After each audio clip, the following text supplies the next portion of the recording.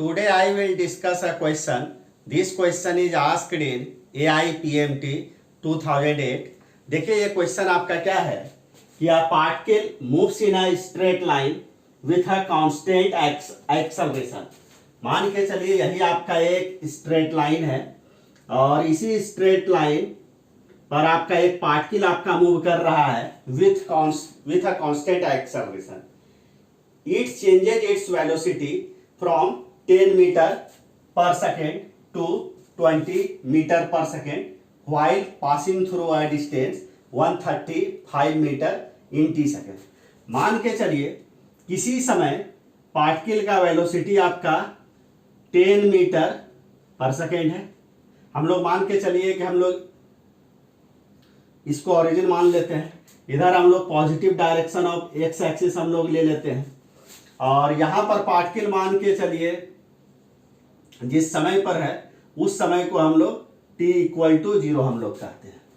और पार्टिकल मान के चलिए आपका A से आपका B पर पहुंच जाता है और यहाँ से यहाँ तक आने में पार्टिकल को जो टाइम लगता है वो आपका t सेकेंड का टाइम लगता है at time t equal to t। और यहाँ पर पार्टिकल का वेलोसिटी है आपका 20 मीटर पर सेकेंड। ऐसा प्रॉब्लम में दिया हुआ है और यहाँ से यहाँ तक आने में पार्टिकल जो आपका जो डिस्टेंस जो आपका ट्रेवल करता है 135 मीटर।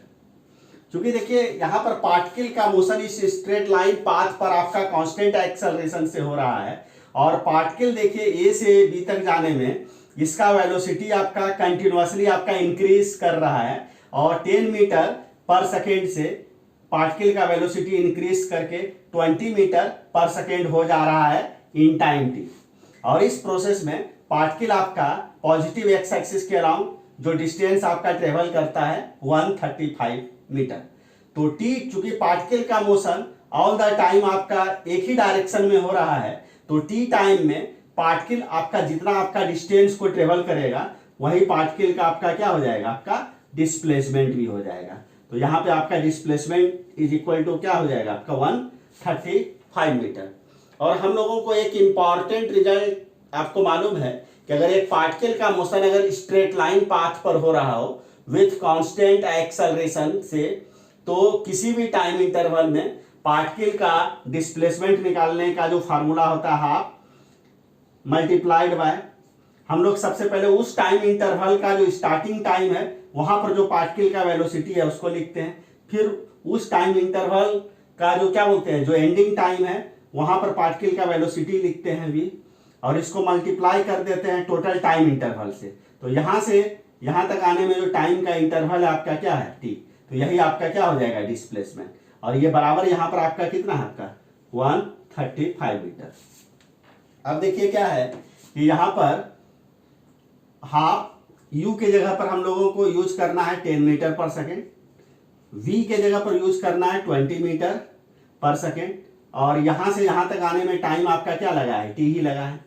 ये आपका इक्वल टू आपका किसके हो गया 135 के। तो हाफ 10 प्लस 20 ये आपका क्या हो गया 30 इंटू t इक्वल टू क्या हो जाएगा 135, ये 2 आपका क्या हो गया 15 हो गया। इसका मतलब है 15 इंटू टी इक्वल टू क्या है 135 हो गया। तो t इक्वल टू क्या हो जाएगा 135 डिवाइडेड बाय 15, तो ये आपका क्या हो गया 9। तो t इक्वल टू आपका क्या आ गया 9 सेकेंड।